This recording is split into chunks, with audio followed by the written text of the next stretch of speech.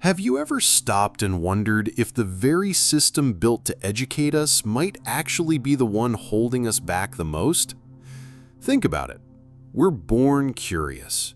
As children, we have this natural thirst to explore, to ask questions, to touch the world in its raw form. But what happens? We're placed in a classroom, a desk, surrounded by walls, rules, schedules, and endless tests. Now imagine living inside that structure not for a day or two, but for over a decade, day after day, year after year. Here's the uncomfortable truth. Many of the thoughts you think are yours, many of the dreams you abandoned, and even much of the anxiety you carry, it might not actually be yours. These things were planted, reinforced, shaped by an invisible system. A system that begins its work the moment you're old enough to hold a pencil. And by the end of this video, you're going to see clearly not just the subtle ways this machine operates, but also the bold, obvious ways. Most importantly, you'll see how to break free from it. The last insight I'll share will be the most powerful of all, because it doesn't just explain the problem, it gives you the key to reclaim your mind. So stick with me until the end.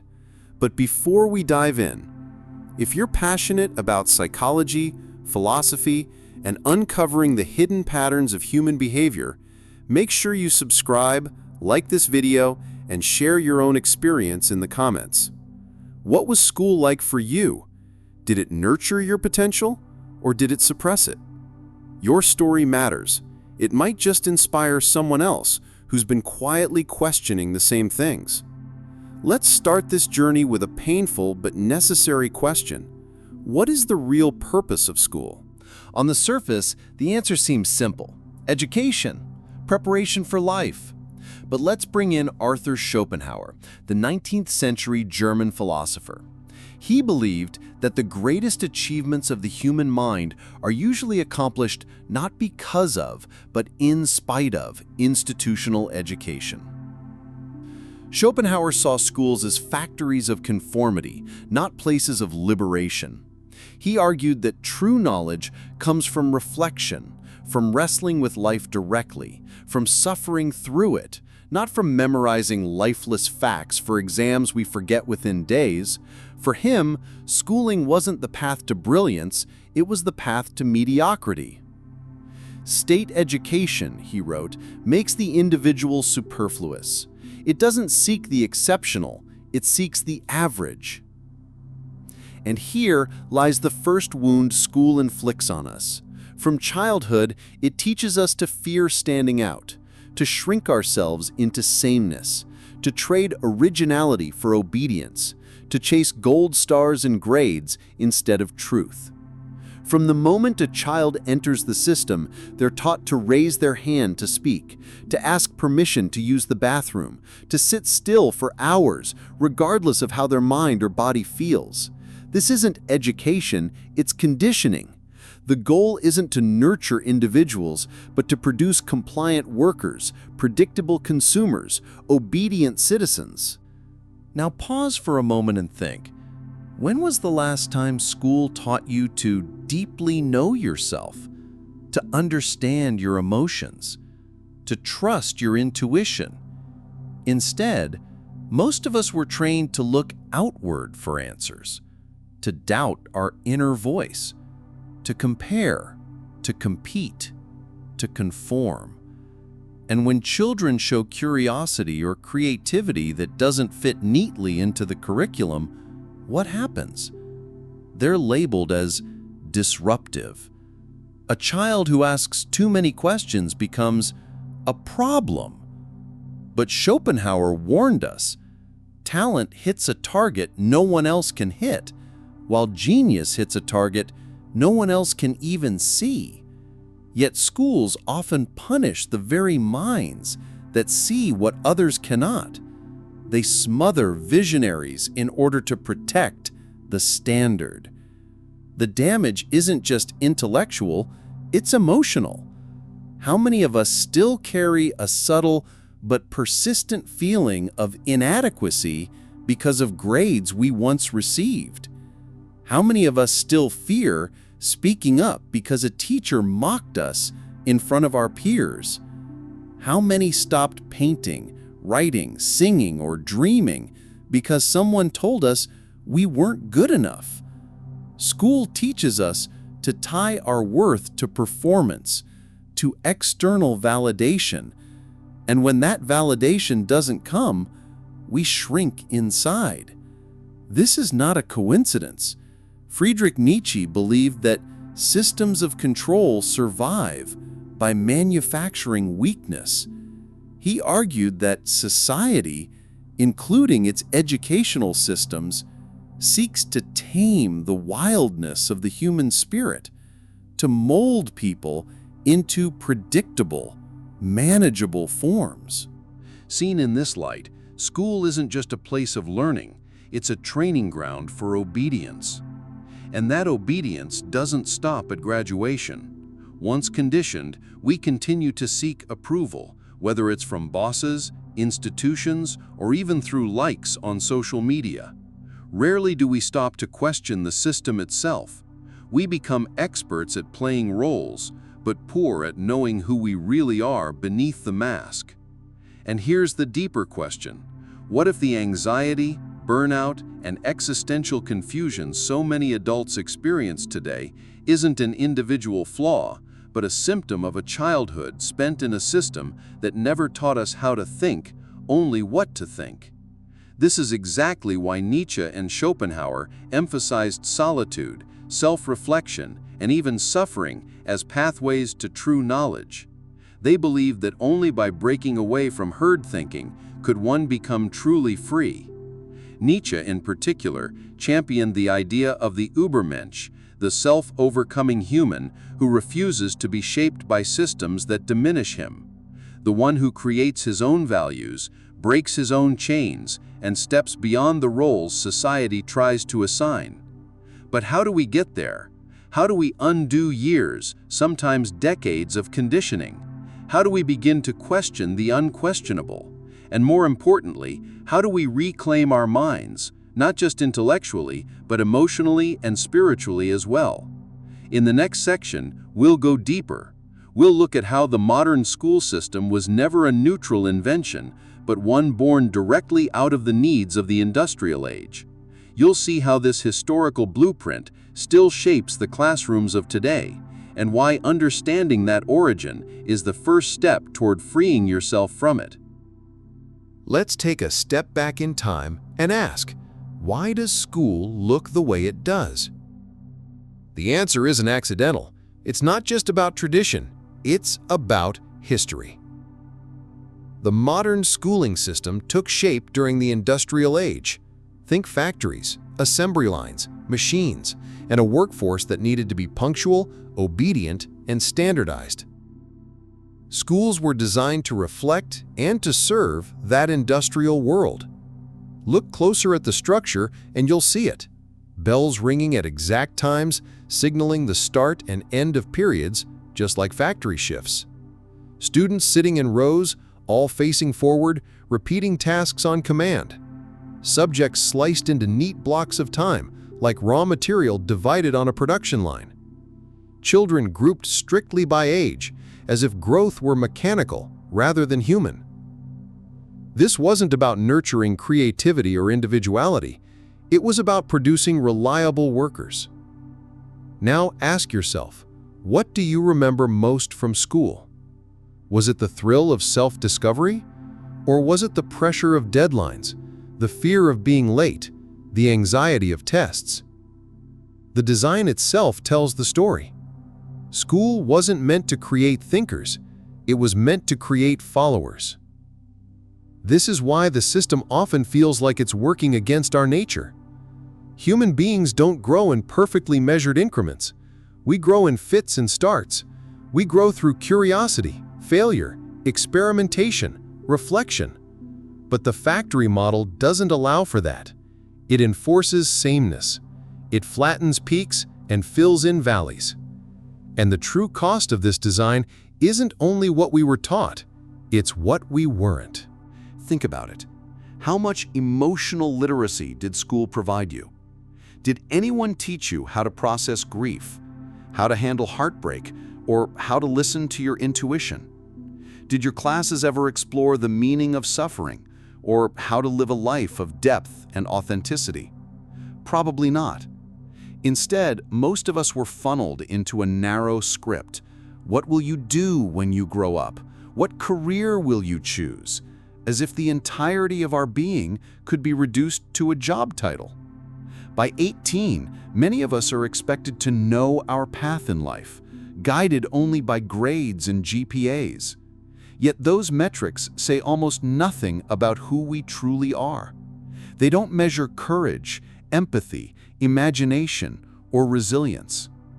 This is where psychology adds another layer to the story. Carl Jung discovered that the parts of ourselves we're told to hide, the raw emotions, the wild creativity, the intense sensitivity, don't disappear. They sink into what he called the shadow.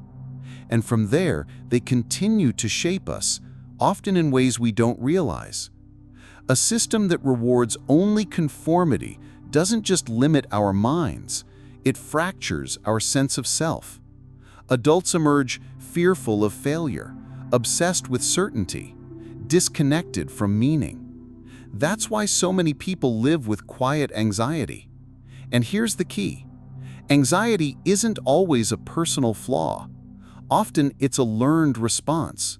It's the residue of years spent suppressing our instincts, our playfulness, our need to express who we really are. Friedrich Nietzsche believed that real growth requires tension. In his words, you must have chaos within you to give birth to a dancing star. That chaos, confusion, contradiction, questions without answers, is not a mistake. It's the raw material for transformation. But what did school teach us to do with chaos? To avoid it, to seek certainty, to color within the lines. The result? We graduate with degrees, but often with the haunting sense that something essential was never taught. We know formulas and dates, but not how to navigate despair. We know how to pass exams, but not how to endure heartbreak. We know how to follow orders, but not how to create meaning. This is why the work of Viktor Frankl becomes so important. Frankl, a psychiatrist and Holocaust survivor, discovered that those who could endure even the harshest suffering were the ones who had a why, a sense of purpose that anchored them. He who has a why can bear almost any how, Frankl wrote. Notice how radically different this is from the school model. School asked us to memorize the how, the formulas, the procedures, the steps, but it never gave us the why. And without the why, the how becomes empty. Life feels mechanical. So here's the uncomfortable question we all need to ask. If your sense of meaning didn't come from school, then where will you find it? Because meaning can't be handed down in a textbook. It has to be discovered through suffering, longing, beauty, and reflection. It's personal, it's existential, and no standardized test can measure it. Which brings us to the next step, unlearning. If we've been conditioned since childhood to outsource authority, to doubt ourselves, to follow the herd, then the path to freedom begins with dismantling that conditioning. In the next section, we'll explore practical ways to reclaim your mind, tools you can use to begin building your own real education, one that goes beyond the factory model. We'll look at solitude, discomfort, meaning, and embodiment as 4 pillars of unlearning. Because at the end of the day, it's not enough to see the problem, we have to live the solution. So how do we begin the process of reclaiming our minds? First, we need to flip one of the deepest lessons school taught us, that discomfort is bad. Think about it. Mistakes were punished, uncertainty was frowned upon, and questions without quick answers were dismissed. We were trained to chase certainty and avoid failure. But discomfort is not the enemy, it's the doorway. Nietzsche reminded us, you must have chaos within you to give birth to a dancing star. That chaos, the confusion, the unanswered questions, the moments of doubt, isn't a weakness, it's the raw material of transformation. When you stop avoiding discomfort, you start growing. Second, we must embrace solitude. Schopenhauer spent hours walking alone, letting his thoughts settle. Nietzsche saw solitude as essential, because if you can't hear yourself, you'll always be ruled by others. Solitude isn't loneliness, it's a space of liberation where you can tune out the noise of teachers, bosses, institutions, and even social media, and finally hear your own voice again. Ask yourself, when was the last time you truly sat alone, without distraction, not out of boredom, but out of choice? That's where clarity begins. Third, we must rediscover our why. Viktor Frankl's logotherapy teaches us that meaning is what sustains life even in the darkest times. And meaning doesn't come from a syllabus. It comes from asking, what gives my life depth? What am I willing to suffer for?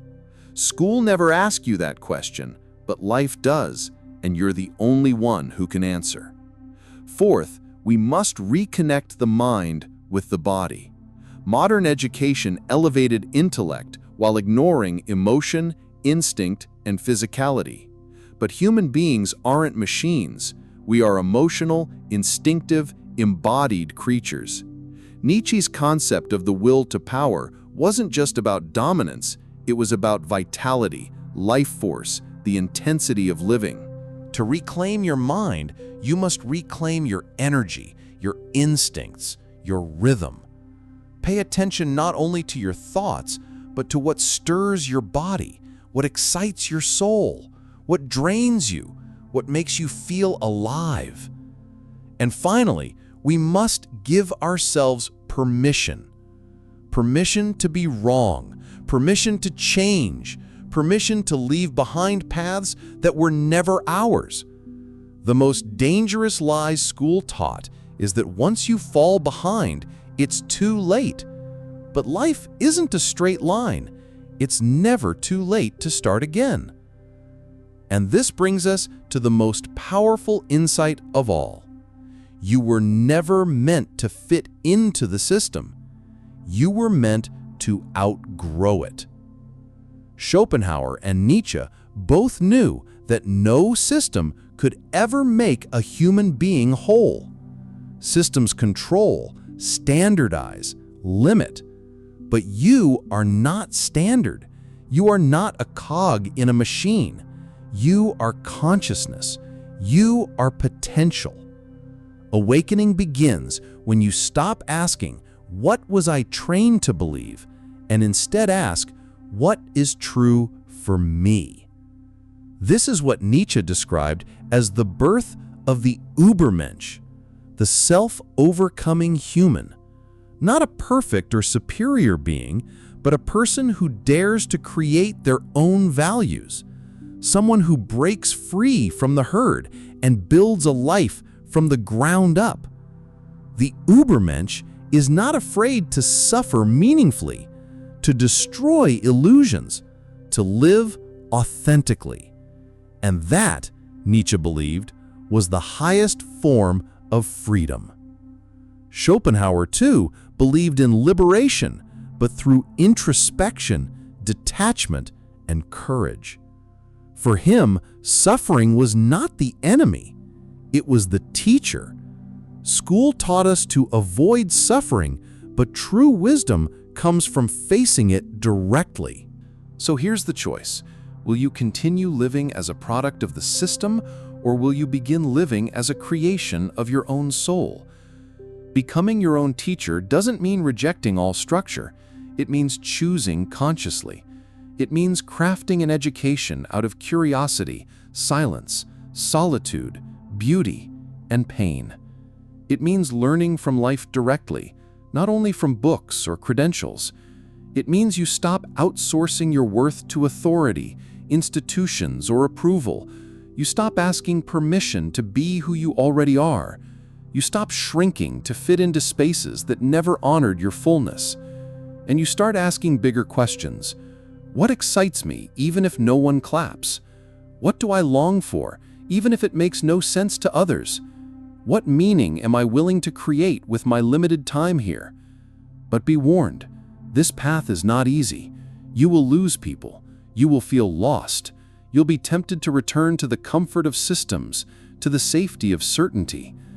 Nietzsche put it bluntly, "The snake which cannot cast its skin has to die." If you can't shed old beliefs, you'll remain trapped in them. To live authentically, you must be willing to let go of perfection, of external validation, of roles that don't belong to you. And in that shedding, you will rediscover the self that existed before the conditioning, the child who asked why without shame, who created without judgment, who dreamed without limits. Because school ends, but education doesn't. The real education is life itself. Every failure, every silence, every heartbreak, every joy, it's all your classroom. Nietzsche once said, "Become who you are." That's your assignment now, not from a teacher, not from a textbook, but from life itself. And the beautiful truth? You cannot fail unless you refuse to begin. So start, question deeply, live freely, reclaim what was buried, and let your life be your education.